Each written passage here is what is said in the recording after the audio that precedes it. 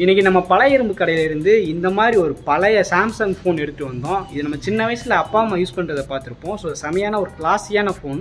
So design நல்லா இருந்துச்சு, பெருசாக டேமேஜ் ஆகலை. அதனால தான் இதை நான் பழைய இரும்பு கடையிலேருந்து 200 கொடுத்து வாங்கிட்டு வந்தேன். ரேட் கொஞ்சம் அதிகம் தான், பட் ஒர்க்காக வச்சா செமையாக இருக்கும். ஸோ இன்றைக்கான வீடியோவில் இந்த ஃபோனை கழட்டி பிரித்து மேய்ஞ்சி என்ன பிரச்சனை, எதனால இதை பழைய இரும்பு கடையில் தூக்கி போட்டாங்க அப்படிங்கிற பிரச்சனையை கண்டுபிடிச்சி அதுக்கு சொல்யூஷன் தந்து இதை ஒர்க்காக வைப்போம். அதுதான் அந்த வீடியோட டாஸ்க். இந்த ஃபோனோட மாடல் வந்து சாம்சங் S3301. இதில் பார்த்தீங்கன்னா சைடில் பட்டன் கொடுத்துருப்பாங்க. இதுக்கு முன்னாடி வந்த சாம்சங் மாடல் அப்படி இருக்காது.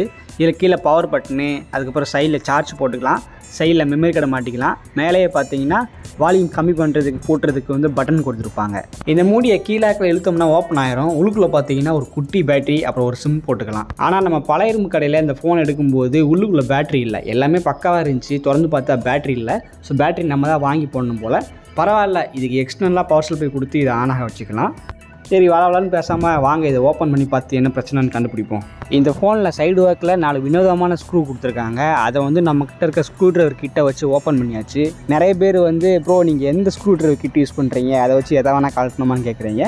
ஆமாம், இதை வச்சு எதை வேணால் கழட்டிக்கலாம். இதோட ப்ராடக்ட் லிங்க் பார்த்தீங்கன்னா இந்த வீடியோவில் ஆட் பண்ணியிருக்கேன். தேவைப்பட்டால் அதை கிளிக் பண்ணி வாங்கிக்கோங்க. இந்த நோக்கியா ஃபோனு, அதுக்கப்புறம் சாம்சங் ஃபோனு, இதிலெல்லாம் பார்த்தீங்கன்னா ஸ்க்ரூவை கழட்டினதுக்கப்புறமும் ஃபோனை வந்து ஓப்பன் பண்ண முடியாது. ஏன்னு கேட்டிங்கன்னா சைடு ஒர்க்கில் இந்த மாதிரி கிளிப் போட்ட மாதிரி டைட்டாக இருக்கும். அதை வந்து ஸ்க்ரூ ட்ரைவர் வச்சு மெல்லாமல் ஓப்பன் பண்ணால் தான் நமக்கு வந்து ஃபோன் டேமேஜ் ஆகாமல் திறக்க முடியும். நீங்கள் பாட்டுக்கு டபார்னு எடுத்திங்கன்னா ஒரு பக்கம் கீறிட்டு வந்துடும். அதனால் பழங்காலத்து நோக்கியா சாம்சங் ஃபோனை ஓப்பன் பண்ணும்போது ரொம்பவே கேர்ஃபுல்லாக ஓப்பன் பண்ணுங்கள். நட்டை கழட்டியாச்சு அவ்வளோதான் சொல்லிட்டு நீங்கள் பாட்டுக்கு மிதப்பை கழட்டினீங்கன்னா அங்கே டேமேஜ் ஆகிரும். ஒரு வழியாக ஃபோனை ஓப்பன் பண்ணிவிட்டு உள்ளே பார்த்தா ஒரே தூசியாக இருந்துச்சு. அதுக்கப்புறம் அந்த சைடில் பார்த்தீங்கன்னா ஒரு கனெக்டர் பிடுங்கி போய் கிடக்கு. அது டிஸ்பிளேக்கான கனெக்டராக என்ன கனெக்டர்னு தெரியல. ஸோ ஃபோனில் லைட்டாக க்ளீன் பண்ணிவிட்டு அந்த ஸ்டிப்பை பார்த்தேன். ஸ்டிப்பு வந்து பிஞ்சலை, அதாவது டேமேஜ் ஆகலை, பட் அது வந்து மாற்ற இடத்த விட்டு பிடுங்கி போய் கிடக்கு. ஸோ அதனால் அந்த கிளிப்பை மாட்டிட்டு ஃபோனை உள்ளே கழட்டி பார்த்தோம். ஆனால் வெளியிலேருந்து பார்க்கும்போது பிரச்சனை இல்லை. மேபி போர்டோட இன்னொரு பக்கத்தில் ஏதாச்சும் ரிமூவ் பண்ணியிருக்காங்களா, ஏதாச்சும் கை வச்சு வேலை பார்த்துருக்காங்கன்னு செக் பண்ணணும். ஸோ அதுக்காக அந்த சைடு நம்ம கழட்டி பார்த்தோம். அதை கழட்டி பார்த்தா அந்த புடிங்கி போய் கிடச்சில, அது வந்து டிஸ்பிளேக்கான ஸ்டிப்பு. நல்ல வேலை வெளியவும் டேமேஜ் ஆகலை, டிஸ்பிளேக்கு உள்ளேயும் டேமேஜ் ஆகலை, நல்லா தான் இருக்குது. ஏன்னா டிஸ்பிளே டேமேஜ் ஆகிடுச்சுன்னா இந்த மாடலுக்கு வாங்குறது ரொம்பவே கஷ்டம், ஓல்டு மாடலில். அதனால் டிஸ்பிளே நல்லா தான் இருந்துச்சு. அதுக்கு ஓரமாக வச்சுட்டு இந்த பக்கம் பார்த்திங்கன்னா மதர் போர்டு, ஃப்ரண்ட்டில் ஐசி அதெல்லாம் கொடுத்துருக்காங்க. பேக்கில் பார்த்தீங்கன்னா ஒன்லி பட்டன் செட்டப் மட்டும்தான் இருக்கும். ஸோ பட்டனும் எந்த அளவுக்கு பெருசாக டேமேஜ் ஆகலை. நான் கூட தண்ணி போயிட்டு ஏதாச்சும் பிஞ்சு போய் தேஞ்சு போயிருக்குமா அப்படின்னு பார்த்தேன்.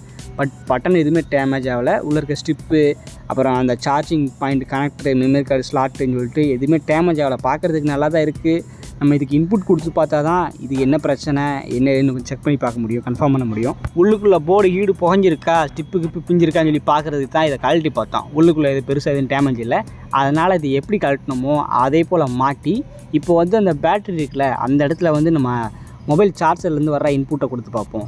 ஏன்னா அந்த ஃபோனுக்கான பேட்டரி என்கிட்ட இல்லை. அது மட்டும் இல்லாமல் அந்த சார்ஜிங் பின்னு பார்த்தீங்கன்னா அது கொஞ்சம் டிஃப்ரெண்ட்டாக இருக்குது, அதுவும் நம்மக்கிட்ட கிடையாது. அதனால தான் வேறு வழி இல்லாமல் இந்த மாதிரி பவர் பேங்கு இல்லைனா மொபைல் சார்ஜிங் பாயிண்ட் இருக்குல்ல, அதுலேருந்து வர இன்புட்டை கொடுக்கும். அதில் வந்து 3.7 வோல்ட் to 5 வோல்ட்டுக்குள்ளே அவுட்புட் வரும். அது வந்து பேஸ்டான அந்த சார்ஜிங் அடாப்டரை பொறுத்து. ஸோ நம்மக்கிட்ட பார்த்தீங்கன்னா 3.7 வோல்ட் வர்ற மாதிரி ஒரு அடாப்டர் இருக்குது. ஸோ அதுலேருந்து தான் இன்புட்டை கொடுக்க போகிறோம். இப்படி கொடுக்கும்போது நீங்கள் ஆன்லைனில் போய்ட்டு பார்த்துக்கோங்க. 3 பின்னு கொடுத்துருப்பாங்க மொபைலில். அந்த 3 பின்னில் எது ப்ளஸ்ஸு எது மைனஸ்ன்னு சொல்லிட்டு பார்த்து கொடுக்கணும். நீங்கள் பாட்டுக்கு ப்ளஸில் மைனஸை கொடுத்து அது மாற்றி கொடுத்தீங்கன்னா உள்ளுக்குள்ளே போர்டு வந்து ஹீட் ஆகி அப்புறம் ஷார்ட் ஆகி ஓடாமல் போயிடும். அதனால் ஒன்ஸ் நீங்கள் இன்புட் கொடுக்கறதுக்கு முன்னாடி இந்த மாதிரி ஆன்லைனில் போய்ட்டு பின் சர்க்யூட்டை பார்த்துக்கோங்க.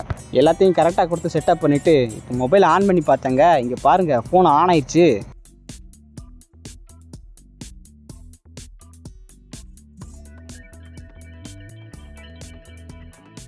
நான் கொஞ்ச நேரம் ஃபோனை ஆன் பண்ணி வச்சுட்டு டெஸ்ட் பண்ணி பார்த்தேன். திடீர்னு ஃபோன் ஆஃப் ஆகுறது, இல்லை ஓவர் ஹீட் ஆகுறது, டிஸ்பிளேல எதுவும் கோடு கூட வருதுன்னு சொல்லிட்டு எந்த பிரச்சனையும் இல்லை, நல்லா தான் இருந்துச்சு.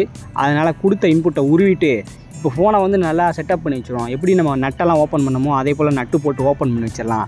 ஏன்னா அப்போ தான் அந்த ஸ்பீக்கருக்கான கனெக்ஷன் போகும், ஸ்பீக்கர் பாடும், நம்ம நிறைய டெஸ்ட் பண்ணி பார்க்க முடியும் அப்படின்னு சொல்லிட்டு ஃபோனை ஃபுல்லாக மாட்டிட்டு அதுக்கப்புறம் செக் பண்ணி பார்க்கலான்னு பிளான் பண்ணேன். இந்த ஃபோனில் பார்த்தீங்கன்னா ஓவர் தூசியாக இருந்துச்சு. அந்த சைடு பட்டனு, கேமரா பக்கத்தில், அதுக்கப்புறம் இன்புட் கொடுக்கணும்ல அங்கெல்லாம் பார்த்தீங்கன்னா கொஞ்சம் தூசியாக திட்டாக இருந்துச்சு. ஸோ அது எல்லாத்தையும் நம்ம கிட்ட இருக்கிற காம்பனண்ட்டை வச்சு க்ளீன் பண்ணிட்டோம். அதுக்கப்புறம் இன்னொரு பிரச்சனை என்னென்னு கேட்டிங்கன்னா அந்த டிஸ்பிளேக்கு போகிற ஸ்டிப் பிஞ்சு போய் கிடந்துச்சு. நம்ம ஆரம்பத்தில் பார்த்தீங்கன்னா ஓப்பன் ஆகிருந்துச்சு. ஸோ அதுதான் மேஜர் ப்ராப்ளமாக இருக்குன்னு நினைக்கிறேன். இவங்க ஆன் பண்ணி பார்த்துருப்பாங்க, ஆன் இருக்காது. ஏன்னா உள்ள டிஸ்பிளே ஸ்டிப்பு வந்து கட்டாகி கிடந்துச்சு. ஸோ என்னடா டிஸ்பிளே ஒர்க் ஆக மாட்டேன்னு சொல்லிட்டு தூக்கி போட்டிருப்பாங்க. இல்லை என்ன பிரச்சனைன்னு தெரியல. நம்ம ஓப்பன் பண்ணி பார்க்கும்போது இந்த பிரச்சனை இருந்துச்சு. ஸோ அதெல்லாம் மாட்டிட்டு இப்போ ஃபோனை வந்து நட்டை போட்டு டைட்டாக மூடியாச்சு. திரும்ப அந்த ப்ளஸ் மைனஸை பார்த்து கரெக்டாக அந்த இன்புட் வயரை மாட்டி இன்புட் கொடுத்துச்சு. இப்போ பார்த்தீங்கன்னா ஃபோன் நமக்கு பக்காவாக ஆன் ஆயிடுச்சு. டிஸ்பிளே நல்லா தான் இருக்குது. கீழே பட்டன்லாம் பார்த்தீங்கன்னா லைட்டெல்லாம் எரியுது. அண்ட் இன்னொரு விஷயம், நான் பட்டனை வந்து செக் பண்ணி பார்க்கல. ஒவ்வொரு பட்டனை அமுக்கி அது கரெக்டாக ஒர்க் ஆகான்னு செக் பண்ணி பார்க்கணும். ஸோ நம்ம மேலட்டமாக பார்த்தோம் அழுக்கு ஏதாச்சும் இருக்கா டேமேஜ் இருக்குன்ட்டு, அப்படி எதுவும் இல்லை. அதனால் பட்டனை ஒன்று ஒன்று அமுக்கி பார்த்தோம். அதுவும் பார்த்திங்கன்னா எல்லா பட்டனும் நல்லா தான் ஒர்க் ஆச்சு. அப்புறம் இந்த ஃபோனில் மெமரி கார்டு போட்டு பாட்டு வச்சு பார்ப்போம், ஸ்பீக்கர் ஒழுங்காக படிக்குதான்னு செக் பண்ணி பார்க்கணும்ல. அதுக்காக நான் பாட்டு வைக்க போனேன். இங்கே பார்த்தீங்களா மெனுவில் எவ்வளோ ஆப்ஷன் இருக்குன்ட்டு. இதுக்குள்ளேயே நிறைய கேம்ஸ் கொடுத்துருப்பாங்க, அப்புறம் ப்ரௌசிங்லாம் கொடுத்துருப்பாங்க. நான் சொன்னல நோக்கியாவுக்கும் இவனுக்கு தான் போட்டியேன்னு சொல்லிட்டு. நோக்கியா பார்த்தீங்கன்னா ஒப்பேரா மணின்னு சொல்லிட்டு ஒரு ப்ரௌசர் வச்சுருப்பான், செமையாக இருக்கும். நாங்களாம் அதான் யூஸ் பண்ணியிருக்கோம். சாம்சங் நான் சின்ன வயசில் யூஸ் பண்ணி பார்த்தது கிடையாது, சும்மா வேடிக்கை வேணால் பார்த்துருக்கேன். ஆனால் இதுதான் ஃபஸ்ட் டைமு. இப்போ பாட்டு வச்சு பார்த்தேன், பாட்டும் நல்லா தான் பாடுது. ஸ்பீக்கர் ஒன்றும் குறைன்னு இறையலை. நம்மளாம் சின்ன வயசில் நம்ம அப்பா அம்மா ஃபோனை எடுத்து கேம் தான் விளாடுவோம். அதே போல் இந்த மொபைலில் பார்த்திங்கன்னா எக்கச்சக்கமான கேம்ஸ் கொடுத்துருந்தாங்க. அதுலேயும் அப்போல்லாம் ஜாவா கேம்ஸ்ன்னு இருக்கும். நான் நோக்கியா ஃபோன் தான் நல்லா யூஸ் பண்ணியிருக்கேன். அதனால் அதில் வந்து பவுன்சிங் பால், அதுக்கப்புறம் சொடுக்கு, ஒரு பாம்பு கேம் இருக்கும், அதெல்லாம் விளாடுவேன். பட் சாம்சங்கில் பார்த்தீங்கன்னா இவன் எக்ஸ்ட்ரா கேம்ஸ்லாம் கொடுத்துருப்பாங்க. என்ன தான் அப்போ எல்லாம் பட்டன் ஃபோனாக இருந்தாலும் அதுலேயும் ஒரு சில கேம்ஸ் பார்த்தீங்கன்னா காசு கட்டி விளாட்ற மாதிரி இருக்கும். அதாவது ட்ரீம் லெவல், ரம்மி, இது மாதிரி நம்ம அக்கௌண்ட்லேருந்து காசு எடுக்க மாட்டாங்க. அந்த கேமுக்குள்ளே போனோம், நீ விளாடணும் அப்படின்னு நினச்சாலே இந்த கேம் விளாட்றதுக்கு நாங்கள் 5 ரூபா எடுப்போம், ஓகேவா அப்படி கேட்போம். நம்ம சின்ன வயசில் தெரியாமல் அமுக்கி விட்ருவோம். அது பார்த்திங்கன்னா நம்ம சிம் கார்டில் ரீசார்ஜ் பண்ணியிருப்போம்ல, அப்போல்லாம் இந்த மாதிரி மந்த்லி பேக் கிடையாது. நம்ம ஒரு 30 ரூபாய்க்கு 40 ரூபாய்க்கு ரீசார்ஜ் பண்ணுவாங்க அப்பா அம்மாலாம். அதுலேருந்து பார்த்தீங்கன்னா ஒரு குறிப்பிட்ட பேலன்ஸை எடுத்துருவாங்க. ஒன்ஸ் அந்த கேம் உள்ளே போயிட்டு தோற்று போயிட்டு நீங்கள் திரும்ப வந்துட்டு மறுபடியும் ஓப்பன் பண்ணாலும் அப்பையும் காசு கேட்பான். இந்த மாதிரி கணக்கே இல்லாமல் காசு கொடுத்து ஓப்பன் பண்ணி கடைசியில் பார்த்தீங்கன்னா சிம் கார்டில் பேலன்ஸ் தீர்ந்து போயிடும். அப்புறம் சாயங்காலம் அப்பா வந்து அடி உரிப்பார், என்னடா பண்ண பேலன்ஸே காணுன்னு சொல்லிட்டு. ஸோ அந்த மாதிரி மெமரிஸ்லாம் ஏகப்பட்டது இருக்குது. சின்ன வயசில் அட்ராசிட்டி நிறைய பண்ணியிருக்கிறோம். இப்போ கூட அந்த பழைய நோக்கியா சாம்சங் ஃபோனை பார்க்கும்போது ஆஹா இந்த ஃபோனா, இது நம்ம அப்பா கிட்ட அடி வாங்கி விட்ட ஃபோனில் அப்படின்னு ஞாபகத்துக்கு வரும். எத்தனை பேத்துக்கு இப்படி இருக்குன்னு தெரியல. சரி ஓகே, நம்ம பழைய எறும்பு கடையில் எடுத்த இந்த பழைய சாம்சங் ஃபோனை அப்படி இப்படின்னு எல்லாமே நோண்டி பார்த்துட்டோம். கேம் எல்லாத்தையும் விளாண்டு பார்த்தோம். ஃபோனு ஹீட்டாவில் எந்த வித பிரச்சனையும் இல்லை, இப்போ நல்லா ஒர்க் ஆகிட்டு இருக்குது. டிஸ்பிளேக்கான ஸ்டிப்பு மட்டும் தான் பிஞ்சு போய் கிடந்துச்சு, அதை ஒழுங்காக மாட்டிட்டு க்ளீன் பண்ணோம். இப்போ ஃபோன் நல்லா ஒர்க் ஆகிட்டு இருக்குது. இந்த ஃபோனில் ஒரே ஒரு நெகட்டிவ் வந்து பேட்டரி இல்லை. பேட்டரி வேறு சின்னதாக இருக்குது. நம்ம நோக்கியா பேட்டரி மாதிரி இருந்தாலும் அப்படி தூக்கி போட்டுடலாம். பட் இது கொஞ்சம் வினோதமான பேட்டரியாக இருக்குது. அது மட்டும் நம்ம கடையில் காசு கொடுத்து வாங்கணும். மற்றபடி ஃபோன் வந்து பார்த்திங்கன்னா பக்காவாக இருக்குது. நம்ம சேனலில் பார்த்தீங்கன்னா இந்த பழைய எறும்பு கடை, பல்லாவர சந்தை, இந்த மாதிரி ஸ்கிராப் மார்க்கெட்டுக்கு போயிட்டு அங்கே ஓடாமல் கிடக்கிற எலக்ட்ரானிக் கேஜெட் எடுத்து சரி பண்ணி யூஸ் போட்டுட்டு இருக்கிறோம். அப்படி சரி பண்ண பொருட்கள் எல்லாத்தையுமே நானே யூஸ் பண்ண மாட்டேன். ஏன்னா என்னால் எத்தனை பொருட்களை யூஸ் பண்ண முடியும். அதனால் நிறைய பொருட்கள் வீட்டில் சும்மா தான் கிடக்கும். நம்ம வீடியோஸ் பார்க்குற நிறைய சப்ஸ்கிரைபர் நண்பர்கள் வந்துட்டு ப்ரோ இந்த வீடியோ போட்டிருக்கீங்களா, அதில் இருக்க பொருள் எனக்கு தாங்க, அதில் இருக்கிற ஸ்பேர் பார்ட்ஸ் எனக்கு தேவைப்படுது, இல்லை அந்த பொருளே எனக்கு மொத்தமாக தேவைப்படுது, தருவீங்களான்னு சொல்லிட்டு கமெண்ட் பண்ணிகிட்டு இருக்கீங்க. பட் கமெண்ட்டில் வந்து நம்ம கம்யூனிகேஷனை பில்டு பண்ண முடியாது. அதனால தான் அந்த சேனலோட பயோவில் பார்த்தீங்கன்னா என்னோடய வாட்ஸ்அப் நம்பர் கொடுத்துருப்பேன். ஸோ அங்கே போனீங்கன்னா என்னோடய வாட்ஸ்அப் சேனல் ஒன்று இருக்கும், வாட்ஸ்அப் குரூப் இருக்கும். ஸோ அதில் நீங்கள் ஜாயின் பண்ணிக்கோங்க.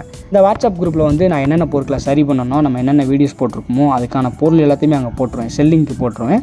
ஸோ உங்களுக்கு தேவை அப்படின்னா அங்கேயே என்னை காண்டாக்ட் பண்ணி அப்படி நீங்கள் பொருளை வாங்கிக்கலாம். ஸோ அதுக்காக உருவாக்கப்பட்டது தான் அந்த குரூப்பு. இந்த வாட்ஸ்அப் குரூப்போட லிங்க்கை வந்து நான் அந்த வீடியோட ஃபஸ்ட்டு கமெண்ட்டில் பின் பண்ணுறேன். உங்களுக்கு தேவைப்பட்ட அதில் ஜாயின் பண்ணிக்கோங்க. அண்ட் நிறைய பேர் வந்து எனக்கு இந்த பொருள் வேணும் அந்த பொருள் வேணும்னு சொல்லிட்டு மெசேஜ் பண்ணியிருக்கீங்க. எல்லாத்துக்கும் எனக்கு ஒரே டைமில் ரிப்ளை பண்ண முடியல, கொஞ்சம் பர்சனல் ஒர்க் இருக்குது. அதனால் ரிப்ளை பண்ணுறதுக்கு கொஞ்சம் டிலே ஆனாலும் கன்ஃபார்மாக நான் ரிப்ளை பண்ணிடுவேன். ஸோ அந்த டிலேக்கு கொஞ்சம் என்னை மன்னிச்சிடுங்க. தேங்க்ஸ் ஃபார் வாட்சிங். அடுத்து ஒரு நல்ல வீடியோவில் மறுபடியும் சந்திக்கலாம். பாய்.